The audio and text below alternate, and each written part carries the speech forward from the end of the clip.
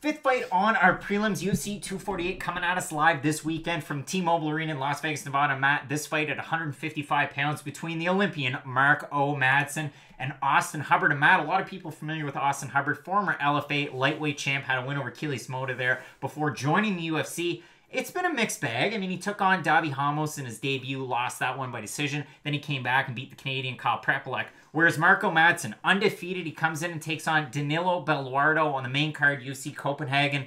Huge roar in the crowd there. Big pop, gets a first-round win there. TKO over Belluardo. Matt, this is an interesting fight because, again, you've got an Olympian, a silver medalist from the 2012 London Olympic Games in Greco-Roman wrestling versus a former MMA champ. And you can say that for Hubbard. I mean, an LFA champ, it certainly counts for a lot because we see a lot of LFA fighters have good success in the UFC. Very interesting clash of styles here, Matt. I'm really looking forward to this one because it's odd.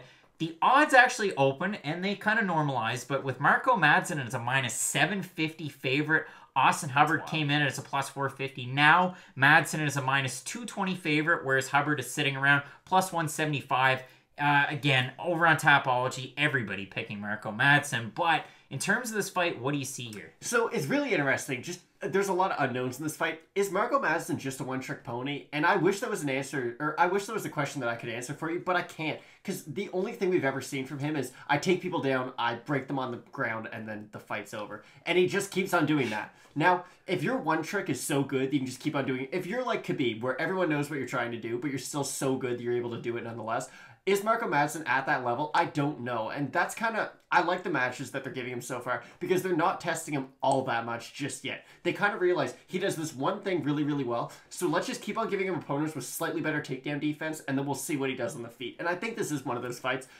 All that being said, though, Marco Madsen's going to go ahead and take Austin Hubbard down and pretty much do whatever he wants to him. I think it will take a little while until Marco Madsen does find that person who, okay, maybe they can stop some of that wrestling attack, but it's going to be a while. Like, it's going to probably take a top 25 guy, I'd say, before you finally start to see a few wrinkles in his game start to appear. Because right now he's beating, and again, no disrespect to Austin Hubbard, but he's not beating like a Lando Venata, let's say, or like a Mark Chikasi, like these really young up-and-coming guys at 155 who can do everything. He's fighting guys who are kind of built for him to beat at this point, and he's going to win this. And you can't really put too much stock into the fight that Hubbard had in his UFC debut against Davi Ramos because Ramos is so effective with his grappling and straight jiu-jitsu. He was able to get the fight to the ground and ultimately get the win, but it wasn't just due to that one key thing. Whereas Marco Madsen, if he's going to get the win, it's just got to be chain wrestle, get him to the ground, and then try and set up with your grappling. But really looking forward to it. I know we're both going to pick Marco Madsen here, but you're not going to want to miss the rest of our predictions for UFC 248, the main card, the prelims, and 5 minutes for the co-main and the main event with Fight Night picks. So we always say, Matt, let's get into it.